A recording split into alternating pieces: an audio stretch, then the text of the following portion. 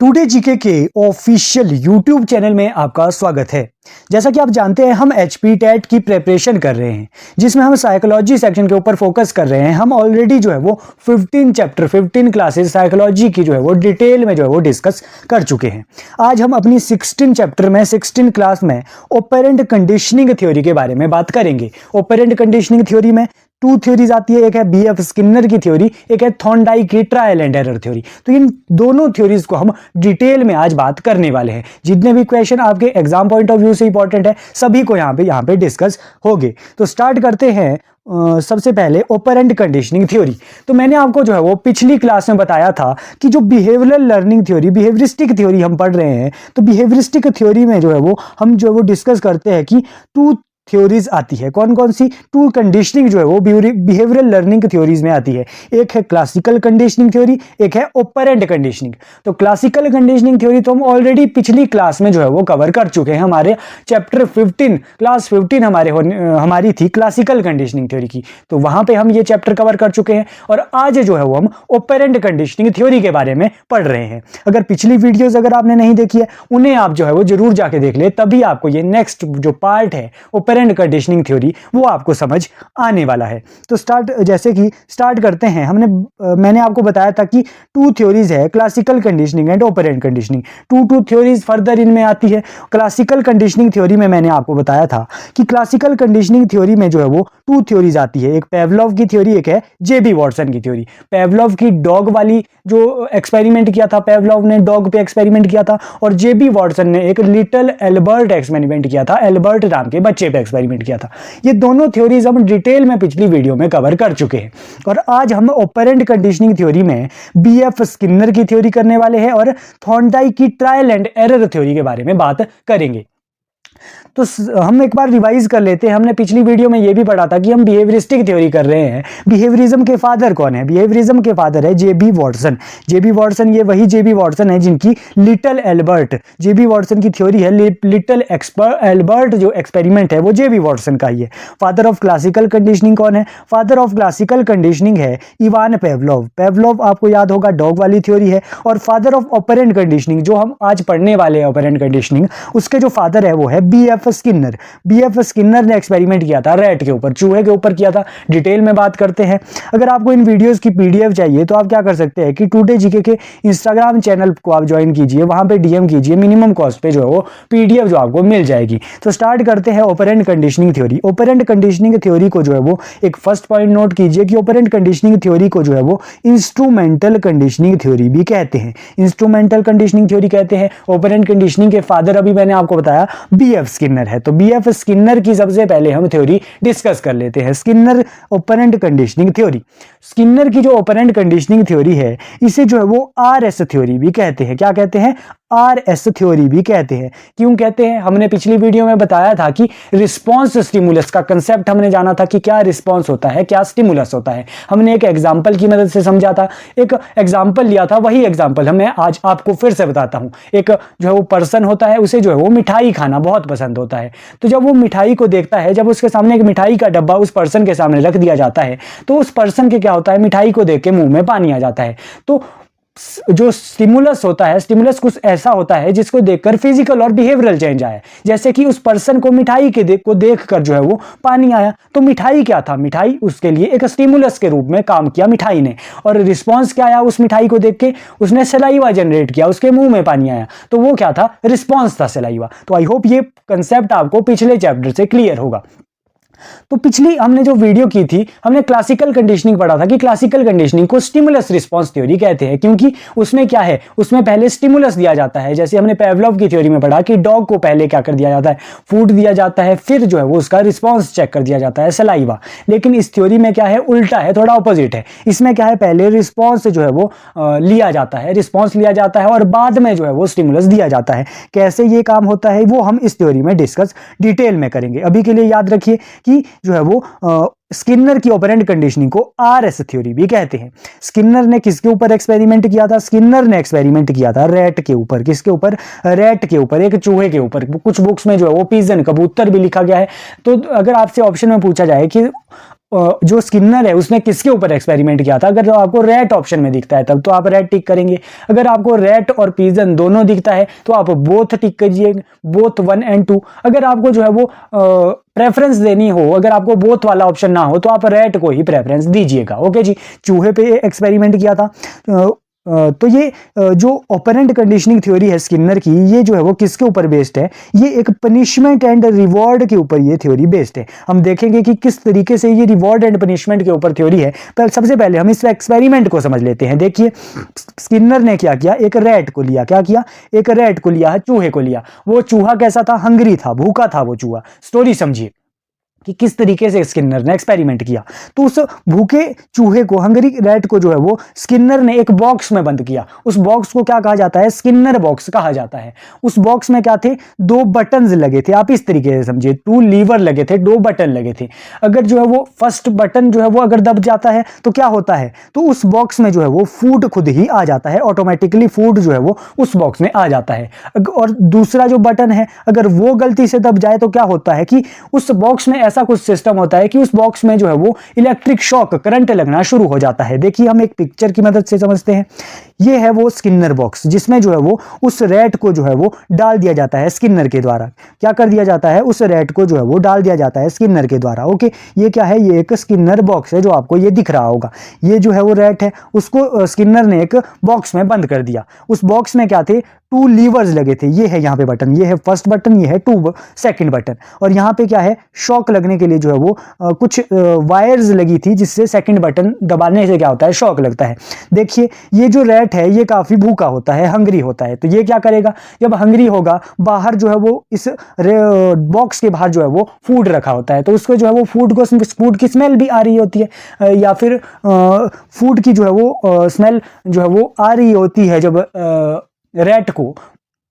तो क्या होगा, रैट को ऑटोमेटिकली जब भूखा होगा तो रैट क्या करेगा, उछल कूद करना शुरू कर देगा इस बॉक्स में कि किसी तरीके से मैं बाहर आ जाऊं और उस खाने को खा सकूं, उस फूड को ले सकूं। ओके, तो क्या होगा, रैट जब उछल कूद करेगा तो क्या होता है कि गलती से एक बार क्या होता है कि रैट के सेकंड नंबर वाला बटन जो है वो दब जाता है गलती से। तो क्या होता है रैट के, तो जब सेकंड नंबर का बटन जब दबता है तो क्या होता है, चूहे को शॉक लग जाता है, करंट लग जाता है इन वायर से।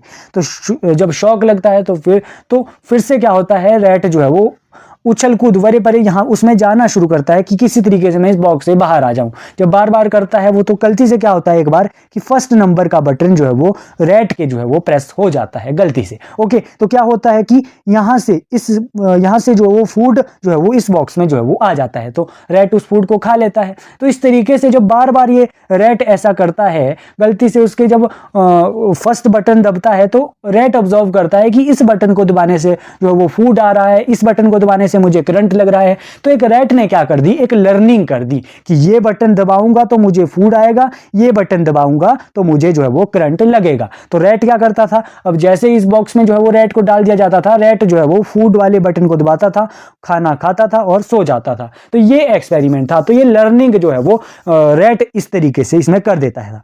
देखिए अब इस जो है वो थ्योरी को समझिए। एक रैट होता है, रैट क्या था, भूखा था। रैट को कौन से बॉक्स में डाल दिया जाता है, स्किनर बॉक्स में डाल दिया जाता है। उस बॉक्स में क्या थे, 2 बटन्स थे, 2 लीवर्स थे। एक बटन से क्या होता था, फूड आता था, एक बटन से करंट लगता था। जब रैट ने जब लर्निंग कर दी तो क्या कर दिया, तो फूड वाले बटन को ही दबाता था जिससे जो है वो रिवॉर्ड जो है वो रैट को मिलता है। और अगर वो सेकंड बटन को दबाता था तो उसे करंट मिलता था। तो करंट क्या है, एक तरीके से पनिशमेंट है। तो ये थ्योरी किसके ऊपर बेस्ड है, तो मैंने आपको बताया ये थ्योरी किसके ऊपर बेस्ड थी। जब मैंने आपको यहां बताया था तो ये थ्योरी मैंने आपको बताया था रिवॉर्ड एंड पनिशमेंट पे बेस्ड ये थ्योरी थी। अब आपको ये पॉइंट क्लियर हुआ होगा क्यों मैंने उस टाइम आपको बताया कि ये थ्योरी किसके ऊपर बेस्ड थी, रिवॉर्ड एंड पनिशमेंट के ऊपर थ्योरी बेस्ड थी। कई बार ये क्वेश्चन पूछा गया है एचपी टेट एग्जाम में। किसके ऊपर, स्किनर ने ये एक्सपेरिमेंट किया था, रैट के ऊपर एक्सपेरिमेंट किया था। स्किनर बॉक्स में जो है वो रैट को डाल दिया जाता है। ओके, आई होप ये सभी पॉइंट आपको क्लियर हुए होंगे और स्किनर की थ्योरी समझ आई होगी। देखिए अब इस ऑपरेंट कंडीशनिंग, स्किनर की जो ये थ्योरी है ऑपरेंट कंडीशनिंग, ये रिवॉर्ड एंड पनिशमेंट या फिर रेनफोर्समेंट एंड पनिशमेंट भी हम कह सकते हैं, रेनफोर्समेंट हम रिवॉर्ड को कह सकते हैं, ये थ्योरी जो है वो उसके ऊपर बेस्ड थी। तो ये जो रेनफोर्समेंट है और पनिशमेंट है ये भी टू टाइप्स की होती है। रेनफोर्समेंट एक तो पॉजिटिव होती है, एक नेगेटिव होती है, और पनिशमेंट भी पॉजिटिव होती है, नेगेटिव होती है। देखिए समझते हैं इसको कि पॉजिटिव रेनफोर्समेंट, पॉजिटिव रिवॉर्ड कैसा होता है, नेगेटिव रिवॉर्ड कैसा होता है, पनिशमेंट पॉजिटिव कैसे होती है, पनिशमेंट नेगेटिव कैसे होती है। एग्जांपल की हेल्प से समझेंगे। ओके, तो सबसे पहले रेनफोर्समेंट ऐसी चीज होता है जैसे रिवॉर्ड, जैसे क्लास में कोई टीचर जो है वो सही जवाब देने पे क्या करता है, रिवॉर्ड देता है, कोई टॉफी देता है, चॉकलेट देता है। तो ये एक तरीके से क्या है, रेनफोर्समेंट है, जिससे क्या हो, इंक्रीज बिहेवियर जो है वो इंक्रीज हो जाए, बिहेवियर जो है वो अच्छा हो जाए स्टूडेंट का, इसीलिए टीचर जो है वो रिवॉर्ड देता है। पनिशमेंट क्या होता है, पनिशमेंट से क्या होता है, बिहेवियर डिक्रीज होता है, बिहेवियर में क्या होता है, डिक्रीज होता है। देखिए तो ये रेनफोर्समेंट भी टू टाइप की होती है, पॉजिटिव और नेगेटिव। पॉजिटिव का मतलब है कि कुछ ऐड करना, जैसे कि एग्जांपल की मदद से एक समझते हैं पॉजिटिव रेनफोर्समेंट का। जैसे एक एम्प्लॉय है, एक कंपनी में वो काम करता है, तो उस कंपनी की एक शर्त होती है कि अगर कोई एम्प्लॉय अच्छे से काम करेगा तो उसकी सैलरी क्या कर दी जाएगी, इंक्रीज कर दी जाएगी, उसे बोनस दिया जाएगा। तो वो क्या है, एक तरीके से वो एक तरीके से पॉजिटिव रिवॉर्ड है, वो ऐड कर दी, उसकी सैलरी में क्या कर दिया, इंक्रीमेंट लगा दिया, तो पॉजिटिव रेनफोर्समेंट है। अब वो एम्प्लॉय क्या करेगा, अच्छा काम करने की कोशिश करेगा ताकि सैलरी उसकी बढ़ जाए। ओके, तो ये है एक तरीके से पॉजिटिव रेनफोर्समेंट। अब नेगेटिव रेनफोर्समेंट क्या है, नेगेटिव का मतलब है कि रिमूव करना किसी चीज को। देखिए जैसे कि अब उसी जो एम्प्लॉय का हम एग्जांपल लेते हैं, उसी कंपनी में, एक कंपनी में वो एम्प्लॉय काम करता है, उस कंपनी की क्या शर्त है कि अगर कोई एम्प्लॉय ऑफिस लेट आता है तो उसकी सैलरी जो है वो कट कर दी जाएगी, थोड़ा पैसा जो है वो कम उसे मिलता है, सैलरी उसकी जो है वो 500 रुपये उसे कम मिलेगी सैलरी। तो ये एक तरीके से क्या है, तो ये एक तरीके से रिमूव यानी कि कम उसकी सैलरी कर दी गई। लेकिन इससे फायदा है कंपनी को, क्या फायदा है, वो जो कंपनी है उसका काम अच्छे से होगा, वो एम्प्लॉय डिसिप्लिन होगा। तो ये भी एक तरीके से रेनफोर्समेंट है, उसके बिहेवियर में इंक्रीज आएगा कि नहीं आएगा, बिल्कुल वो पर्सन डिसिप्लिन होगा। जब उससे नेगेटिव रेनफोर्समेंट मिलेगी, जब उसकी सैलरी कटेगी तो उसका बिहेवियर तो इंक्रीज होगा ही, वो खुद से ट्राई करेगा कि मैं अब जल्दी ऑफिस आऊंगा। तो ये भी एक तरीके से रेनफोर्समेंट ही होती है, जिससे भी बिहेवियर में इंक्रीज आए वो रेनफोर्समेंट है। ये आपको कंसेप्ट क्लियर हुआ होगा। अब पनिशमेंट क्या है, पनिशमेंट है डिक्रीज बिहेवियर। ये भी टू टाइप का होता है, पॉजिटिव एंड नेगेटिव। इसे भी एक एग्जांपल के साथ समझते हैं। पॉजिटिव पनिशमेंट क्या होती है, क्या पनिशमेंट भी पॉजिटिव होती है, बिल्कुल। पॉजिटिव मैंने आपको बताया ऐड करना। देखिए एक एग्जांपल लेते हैं, फॉर एग्जांपल आपका ही एग्जांपल लेते हैं। आप जो है वो कॉलेज जाते होंगे, स्कूल जाते होंगे, या फिर कहीं जाते होंगे कुछ अपने काम से। तो क्या है, आपकी फैमिली में आपकी मदर आपको जो है वो आपको वार्न करती होगी कि अगर आप जो है वो लेट घर आओगे, अगर आप टाइम से घर नहीं आओगे तो क्या होगा, जो है वो आपको जो है वो करेले की सब्जी मिलेगी एक्स्ट्रा खाने को। तो ये क्या है, करेले की सब्जी खाना क्या है, एक तरीके से हम कह सकते हैं कि पनिशमेंट। ये बहुत से लोग पसंद नहीं करते हैं, तो ये एक तरीके से क्या है, पनिशमेंट है कि करेले की सब्जी ऐड होगी यानी कि एक्स्ट्रा मिलेगी। तो ऐड करना क्या है, पॉजिटिव है, तो पनिशमेंट के रूप में, क्योंकि आपको जो है वो करेले की सब्जी एज यूजुअल पसंद नहीं होती है। तो इससे क्या है, तो जो है वो पॉजिटिव पनिशमेंट का ये एक तरीके से एग्जांपल है। और नेगेटिव पनिशमेंट कैसे हो सकती है, नेगेटिव पनिशमेंट इस तरीके से होती है कि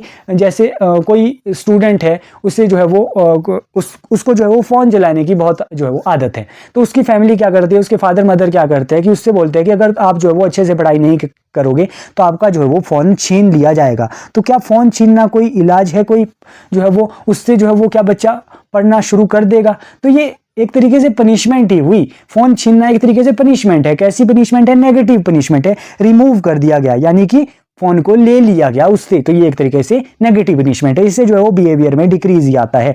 तो ये सभी पॉइंट आपको आई होप क्लियर हुआ होगा। ये मेन क्वेश्चन आपको यही पूछा जाता है एग्जाम में कि ऑपरेंट कंडीशनिंग थ्योरी किस पे बेस्ड थी, रेनफोर्समेंट एंड पनिशमेंट पे बेस्ड ये थ्योरी है। तो ये सभी पॉइंट आई होप क्लियर हुआ होगा कि रेनफोर्समेंट पॉजिटिव नेगेटिव कैसे होती है, पनिशमेंट पॉजिटिव नेगेटिव कैसे होती है।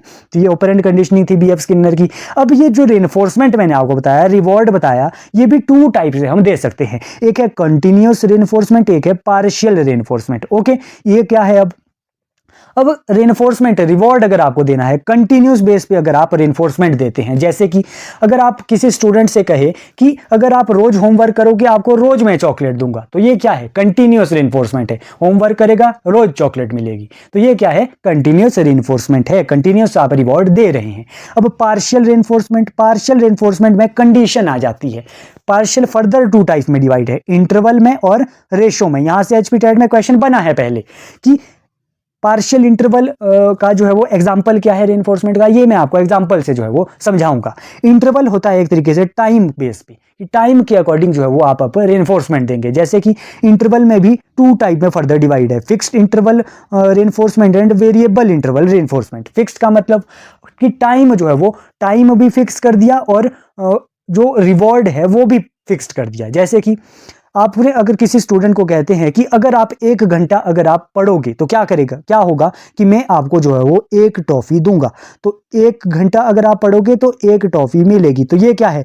फिक्स टाइम कर दिया और फिक्स ही क्या कर दी? टॉफी भी फिक्स कर दी। अब वेरिएबल इंटरवल का मतलब है कि इंटरवल तो इसमें फिक्स होगा कि टाइम अगर कहेगा, आप स्टूडेंट को कहेंगे कि अगर आप 1 घंटा पढ़ोगे तो आपको कितनी भी टॉफी मिल सकती है। तो रिवॉर्ड इसमें क्या किया आपने? वेरिएबल। आपने ये बताया नहीं कि कितनी टॉफी आप दोगे, तो ये है variable interval partial reinforcement. Okay, अब आपको ये जो है वो टाइम के बेस पे आपको ये इंटरवल रेनफोर्समेंट समझ आया होगा। अब ये रेशो रेनफोर्समेंट क्या है? रेशो का मतलब है कि अब आप जो है वो रेशो को फिक्स करोगे कि अगर आप जो है वो 10 लाइंस अगर आप लिखते हो तो मैं आपको 1 टॉफी दूंगा, 20 लाइन लिखते हो तो आपको 2 टॉफीज मिलेगी। तो ये आपने फिक्स कर दी रेशो की, 10 लाइन 20 लाइन। ओके, अगर आप वेरिएबल रेशो की अगर हम एग्जांपल लेते हैं कि वेरिएबल रेशो रेनफोर्समेंट कैसी होती है? वेरिएबल रेशो रेनफोर्समेंट का मतलब है कि जैसे अगर आप किसी से कहो कि अगर आप 10 लाइन लिखोगे तो आपको कितनी भी टॉफी दे सकता हूं मैं। ये नहीं बताया कि 1 टॉफी दूंगा, 2 टॉफी दूंगा, 2 चॉकलेट दूंगा, कितनी भी मिल सकती है। आप 10 करेक्ट लाइन लिखो तो लिखो। ओके, तो ये किसका एग्जाम्पल है? वेरिएबल रेशो रेनफोर्समेंट का एग्जाम्पल है। तो ये एग्जाम्पल पे आप जो है वो फोकस करिए, अपने पास लिखिए। यहां से क्वेश्चन बने हुए हैं प्रीवियसली एचपी टेट एग्जाम में। जब हम एमसीक्यू वीडियो सीरीज में जब हम थ्योरीज वाली जब हम एमसीक्यू करेंगे तो हम प्रैक्टिस करेंगे इसके बेस पे एमसीक्यू भी। तो अभी आपको ये कंसेप्ट समझ आया होगा कि रेनफोर्समेंट भी हम 2 टाइप से देते हैं, continuous and partial further 2 type में डिवाइडेड है, interval and ratio further 2 types में डिवाइडेड है, fix and variable reinforcement. Okay जी, आई होप ये पॉइंट आपको क्लियर हुआ होगा। अगर आपसे पूछे कि सबसे बेस्ट रेनफोर्समेंट का मेथड कौन सा है, तो आप बताएंगे variable ratio partial reinforcement. Variable ratio partial reinforcement जो है वो सबसे बेस्ट मोस्ट इफेक्टिव रेनफोर्समेंट का तरीका है, क्योंकि इसमें आप क्या करेंगे? 20 लाइंस आप लिखने को देंगे कि आप 20 लाइंस लिखिए और कितनी भी आपको टॉफी मिल सकती है। तो ये एक तरीके से किसका एग्जाम्पल है? ये रेनफोर्समेंट का एग्जाम्पल है। तो ये आज हमने जो है वो ऑपरेंट कंडीशनिंग थ्योरी, स्किनर की ऑपरेंट कंडीशनिंग थ्योरी के बारे में बात कर ली। देखिए हम जो है वो एक बार फिर से रिवाइज कर लेते हैं कि हमने आज क्या किया। सबसे पहले हमने आज बिहेवियरल कंडीशनिंग थ्योरी के बारे में बात की कि बिहेवियरल कंडीशनिंग थ्योरी में 2 थ्योरीज आती है। कौन कौन सी? एक तो बीएफ स्किनर की थ्योरी, थॉर्नडाइक की थ्योरी। फादर कौन है बिहेवियरिज्म के? जेबी वॉटसन है। और क्लासिकल कंडीशनिंग के फादर कौन है? पेवलोव जो है वो फादर ऑफ क्लासिकल कंडीशनिंग, और ऑपरेंट कंडीशनिंग के बीएफ स्किनर जो है वो फादर कहे जाते हैं। ओके जी, उसके बाद ऑपरेंट कंडीशनिंग थ्योरी का दूसरा नाम instrumental conditioning theory. HP TET exam में पूछा गया क्वेश्चन है। स्किनर की ऑपरेंट कंडीशनिंग थ्योरी को आरएस थ्योरी भी कहते हैं। अब तो आपको क्लियर हुआ होगा। पहले रिस्पांस जो है वो रेट करता है, बटन को दबाता है, वो एक क्या है? रिस्पांस है। उसके बाद स्टिमुलस उसे मिलता है, उसके बाद उसे फूड मिलता है। तो फूड क्या है? स्टिमुलस है। और लीवर का को प्रेस करना क्या है? उसका रिस्पांस है। तो पहले रिस्पांस होगा तब स्टिमुलस होगा। तो रैट के ऊपर जो है वो स्किनर जो है वो एक्सपेरिमेंट करते हैं, जो कि पनिशमेंट एंड रिवॉर्ड के ऊपर जो है वो ये थ्योरी बेस्ड थी। तो ये हमने पढ़ा था कि रैट को एक बॉक्स में बंद कर देते हैं स्किनर बॉक्स उसे कहते हैं। 2 लीवर्स उस बॉक्स में लगे होते हैं। एक लीवर को, फर्स्ट लीवर को दबाने से फूड आता है, सेकंड लीवर को दबाने से करंट लगता है। तो इस तरीके से ये रिवॉर्ड एंड पनिशमेंट पे ये थ्योरी बेस्ड थी। तो ये जो है वो पिक्चर की मदद से हमने स्किनर की थ्योरी को समझा था। ये हमने देखा कि जो ये रिवॉर्ड एंड पनिशमेंट है ये फर्दर जो है वो पॉजिटिव हो सकते हैं, नेगेटिव ये हो सकते हैं। एग्जाम्पल की हेल्प से ये हमने समझे थे। और जो ये रेनफोर्समेंट है ये 2 टाइप्स में हम दे सकते हैं, कंटिन्यूस एंड पार्शियल। ये भी अभी हमने एग्जाम्पल के साथ हमने समझा। फिक्स्ड वेरिएबल, ये फिक्स्ड और variable interval ratio partial reinforcement, ये सभी आप जो है वो अच्छे से अपना कंसेप्ट क्लियर करेंगे। मोस्ट इफेक्टिव जो होता है वो वेरिएबल रेशो रेनफोर्समेंट होता है। ओके, ये सब आपको समझ आया होगा। नेक्स्ट अब हम बात करते हैं थॉर्नडाइक की थ्योरी, क्योंकि टू थ्योरीज यहाँ पे आती है ऑपरेंट कंडीशनिंग में। थॉर्नडाइक की थ्योरी की बात करते हैं। थॉर्नडाइक की थ्योरी का क्या नाम है? Trial and error theory. तो सबसे मोस्ट इंपॉर्टेंट क्वेश्चन कि ट्रायल एंड एरर थ्योरी किसने दी? थॉर्नडाइक ने दी थी। थॉर्नडाइक की जो है वो हम यहाँ पे बात कर रहे हैं। थॉर्नडाइक की जो थ्योरी है उसे जो है वो लॉ ऑफ इफेक्ट भी कहते हैं। तो ये भी आप ध्यान रखिए, लॉ ऑफ इफेक्ट किसे कहते हैं? थॉर्नडाइक की थ्योरी को कहते हैं। ट्रायल एंड एरर थ्योरी भी थॉर्नडाइक की थ्योरी को कहते हैं। एसआर थ्योरी भी थॉर्नडाइक की थ्योरी को कहते हैं। जो ये थॉर्नडाइक की थ्योरी है, ट्रायल एंड एरर थ्योरी, तो ये थॉर्नडाइक का पूरा नाम क्या है? एडवर्ड ली थॉर्नडाइक। हम पहले भी ये पढ़ चुके हैं। एडवर्ड ली थॉर्नडाइक को फादर ऑफ एजुकेशनल साइकोलॉजी भी कहा जाता है। साइकोलॉजी के फादर कौन है? आप कमेंट बॉक्स में बताइए कि साइकोलॉजी के फादर कौन है, स्ट्रक्चरलिज्म के फादर कौन है, ये आप कमेंट बॉक्स में बताइए। बिहेवियरिज्म के फादर कौन है, ये भी आप बताइए। ओके जी, तो एडवर्ड ली थॉर्नडाइक क्या थे? अमेरिकन साइकोलॉजिस्ट थे। आई थिंक मैंने आपको स्किनर के बारे में नहीं बताया। स्किनर भी एक जो है वो अमेरिकन ही साइकोलॉजिस्ट थे, ये भी ध्यान रखिए। जो थॉर्नडाइक कहते थे कि learning is result of association between stimuli and response. Thorndike क्या कहते हैं कि कोई भी जब लर्निंग होती है वो कैसे होती है? जब स्टिमुलस एंड रिस्पॉन्स का जब एसोसिएशन होता है, जब स्टिमुलस एंड रिस्पॉन्स के बेस पे क्या होती है? लर्निंग होती है। ये क्या कहते हैं? थॉर्नडाइक कहते हैं। तो स्किनर ने भी यही का जो है वो प्रूव किया था अपनी थ्योरी से कि जैसे जैसे रैट ने जो है वो रिस्पॉन्स किया, उसे स्टिमुलस मिला, तो उसने क्या की? लर्निंग की। वही बात थॉर्नडाइक ने भी की कि स्टिमुलस एंड रिस्पॉन्स से क्या होती है? लर्निंग होती है। बिहेवियरिस्टिक ये थ्योरी है। तो ये थॉर्नडाइक ने किसके ऊपर एक्सपेरिमेंट किया? देखिए, हमने पेवलोव पढ़ा, पेवलोव ने डॉग के ऊपर एक्सपेरिमेंट किया था। जेबी वॉटसन ने एक एल्बर्ट नाम के बच्चे पे एक्सपेरिमेंट किया। स्किनर ने एक रैट के ऊपर एक्सपेरिमेंट किया। और थॉर्नडाइक ने किसके ऊपर एक्सपेरिमेंट किया था? थॉर्नडाइक ने एक्सपेरिमेंट किया था कैट के ऊपर। आप कैट जो है वो ध्यान रखेंगे, कैट के ऊपर थॉर्नडाइक ने एक्सपेरिमेंट किया था। क्या एक्सपेरिमेंट किया था? देखिए, कैट में सबसे पहले एक कैट को क्या था? थॉर्नडाइक ने एक कैट को जो है वो बॉक्स में, पजल बॉक्स में जो है वो बंद कर देते हैं। कैट क्या होती है? हंग्री होती है। और उसके सामने क्या रखी जाती है? फिश एक रख दी जाती है। उसे कैट को जब जैसे ही फिश दिखती है तो वो क्या करेगी? उछल कूद उस बॉक्स में करेगी ताकि वो उस बॉक्स से बाहर आ जाए। पिक्चर की मदद से भी हम समझेंगे। देखिए, ये एक कैट है। कैट को क्या कर दिया जाता है? एक पजल बॉक्स में जो है वो बंद कर दिया जाता है। ये पजल बॉक्स कैसा है? देखिए, इस पजल बॉक्स का ये पजल बॉक्स का डोर है। यहाँ पे एक लीवर है। अगर इस लीवर को दब जाता है तो ये लीवर जब प्रेस होगा तो ये बॉक्स का डोर जो है वो ऊपर चले जाएगा, यानी कि खुल जाएगा। और यहाँ पे क्या है? बाहर, बॉक्स के बाहर जो है वो यहाँ पे फिश रखी जाती है। फिश रखी गई है तो ये बिल्ली को जो है वो दिख रही होती है, जो है वो इसकी फिश की जो है वो स्मेल बिल्ली को आ रही होगी, और साथ में ये भूखी भी होती है। तो क्या करती है? फिश क्या करती है? बाहर, बॉक्स से बाहर आने की कोशिश करती है। तो ये बार बार उछल कूद जब जो है वो फिश करेगी, जैसे रैट पिछली हमने स्किनर की थ्योरी में पढ़ा था, उसी तरीके से जब कैट का पैर भी जब इस लीवर पे पड़ता है तो क्या होता है? डोर खुल जाता है और बिल्ली जो है वो इस रास्ते से जो है वो फिश को खा लेती है। फिर से जो है वो नेक्स्ट डे थॉर्नडाइक यही करता है। तो फिर से जो है वो रैट जो है वो उछल कूद करती है, बाहर आने की कोशिश करते हैं। फिर से उसका पैर जब इस जो है वो लीवर पे पड़ता है तो वो बाहर आ जाती है। तो कैट जब बार बार जो है कैट के साथ ये किया जाता है तो कैट ने क्या कर दिया? रिस्पांस, जब स्टिमुलस और रिस्पांस जो एक लर्निंग जो है वो कैट जो है वो कर लेती है कि इस लीवर को दबाने से ही जो है वो ये डोर खुल रहा है और उसे जो है वो स्टिमुलस मिल रहा है इस लीवर को दबाने से। तो क्या कर दी? कैट ने एक लर्निंग कर दी। तो क्या किया? कैट ने बार बार ट्राई किया, उछल कूद की, और जो है वो अपनी गलती से सीखा, एरर से सीखा, गलती से सीखा। इसीलिए इस थ्योरी को ट्रायल एंड एरर थ्योरी भी कहते हैं, या फिर लॉ ऑफ इफेक्ट। जैसा आप जो है वो जितनी आप जो है वो हार्ड वर्क करोगे, जितने आप ट्राई करोगे, वैसे ही आपको इफेक्ट भी मिलेंगे। आपको रिवॉर्ड मिलेगा या फिर पनिशमेंट मिलेगी। ओके, अगर आप अच्छे से अगर आप जो है वो एफर्ट करते हो तो आपको रिवॉर्ड मिलेगा, अगर आप जो है वो एफर्ट नहीं करते तो पनिशमेंट मिलेगी। तो ये एक लॉ ऑफ इफेक्ट भी इसीलिए इस थ्योरी को कहते हैं। तो ये एसआर थ्योरी भी है, स्टिमुलस रिस्पांस के बेस्ड पे ये थ्योरी है। ओके, आई होप ये थ्योरी बिल्कुल सिमिलर है स्किनर की थ्योरी की तरह। तो इस थ्योरी में जो है वो थॉर्नडाइक ने 3 लॉज की बात की है। कौन कौन से लॉज है? मोस्ट इंपॉर्टेंट है, यहां से तो क्वेश्चन पूछे ही जाते हैं। सबसे पहले फर्स्ट लॉ है law of readiness, second law है law of exercise, third law है लॉ ऑफ एक्सरसाइज। देखिए, इससे पहले ये थॉर्नडाइक के प्राइमरी लॉ की बात थॉर्नडाइक ने की थी। इस थ्योरी से पहले जो है वो थॉर्नडाइक ने क्या किया? 2 लॉज की बात की थी। ये तो हमने प्राइमरी लॉ देखे हैं। थॉर्नडाइक ने जो है वो एक प्राइमरी लॉ की बात करते हैं, एक सेकेंडरी लॉ की भी बात करते हैं। तो ये 2 टाइप्स के लॉज की बात थॉर्नडाइक थॉर्नडाइक इस थ्योरी में करते हैं। प्राइमरी लॉ अभी हमने देखे 3 लॉ थे प्राइमरी लॉ, एक है रेडीनेस लॉ, एक है लॉ ऑफ एक्सरसाइज, एक है लॉ ऑफ इफेक्ट।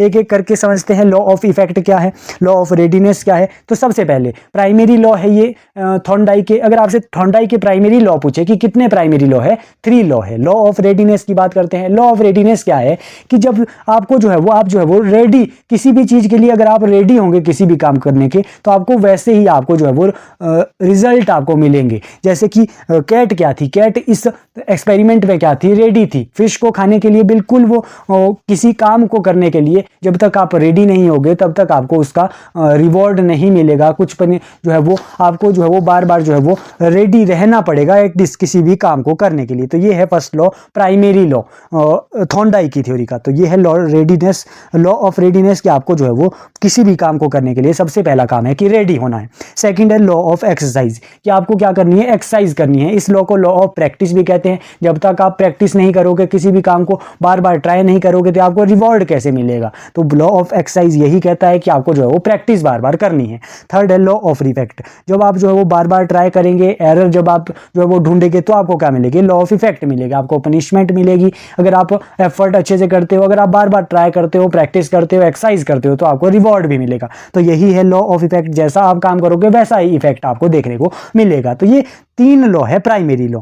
और कुछ सेकेंडरी लॉज भी जो है वो दिए थे थॉर्नडाइक ने। वो सेकेंडरी लॉ तो इतने इंपॉर्टेंट नहीं है, लेकिन थॉर्नडाइक के प्राइमरी लॉ जो है वो मोस्ट इंपॉर्टेंट है। कई बार क्वेश्चन आता है कि इनमें से कौन सा जो है वो प्राइमरी लॉ थॉर्नडाइक का नहीं है। तो ये तीनों लॉज के नेम तो आपको एटलीस्ट क्लियर होने चाहिए। 3 लॉ है प्राइमरी लॉ। सेकेंडरी लॉज कितने हैं, सेकेंडरी लॉज है लॉ ऑफ प्राइमेसी है, लॉ ऑफ रिसेंसी है, law of intensity of stimulus है, लॉ ऑफ मल्टीपल रिस्पॉन्स है, लॉ ऑफ सेट एटीट्यूड है, law of analogy and assimilation है, लॉ ऑफ एसोसिएटिव लर्निंग है, एंड लॉ ऑफ जो है वो लॉ ऑफ पार्शियल जो है वो एक्टिविटी है। तो ये सभी लॉज आपको क्लियर होने चाहिए। नेम तो आपको एटलीस्ट यहाँ से क्लियर होनी चाहिए। वैसे अभी तक यहाँ से एचपी टेट में क्वेश्चन नहीं बना है। लॉ ऑफ प्राइमेसी क्या कहता है, लॉ ऑफ प्राइमेसी कहता है कि कोई प्राइमेसी प्रायोरिटी आपकी जो है वो होती है किसी काम पे। प्रायोरिटी आप जो है वो किसी काम को जब आप देते हो तो जो है वो आप जब किसी काम को जब आप प्रायोरिटी देते हो कि ये काम मुझे करना है, तो उससे जो है वो क्या होती है, लर्निंग। उस काम को जब आप प्रायोरिटी देगी हो तो वो आप जो है वो लर्निंग जल्दी से आप कर सकते हो।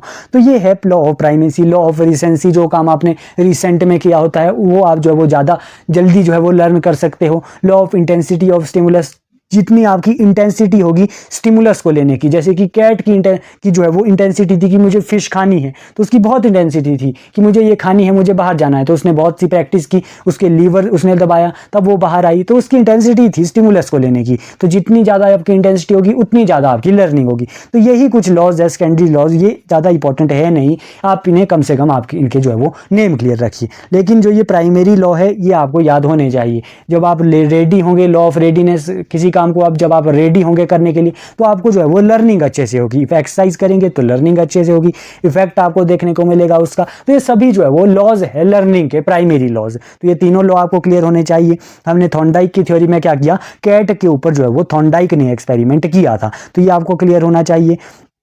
थॉर्नडाइक की trial and error theory educational psychology के फादर कहा जाता है। तो ये इजी से क्वेश्चन ही लॉज से ही, प्राइमरी लॉज से ही यहाँ से क्वेश्चन बने हुए हैं आपके एचपी टेट एग्जाम में। तो हमने ये दोनों थ्योरीज यहाँ पे इस वीडियो में कवर कर ली। तो ऐसी ही वीडियो देखने के लिए टुडे जीके के चैनल को लाइक कीजिए, शेयर कीजिए और ज़्यादा से ज़्यादा जो है वो अपने कमेंट कीजिए, ताकि हमें जो है वो ऐसी वीडियो बनाने की मोटिवेशन मिल सके। आपको कोई पॉइंट जो है वो, कोई कंसेप्ट समझ नहीं आता है, कमेंट कीजिए। हम जो है वो आपका जो है वो कंफ्यूजन दूर करने की कोशिश करेंगे।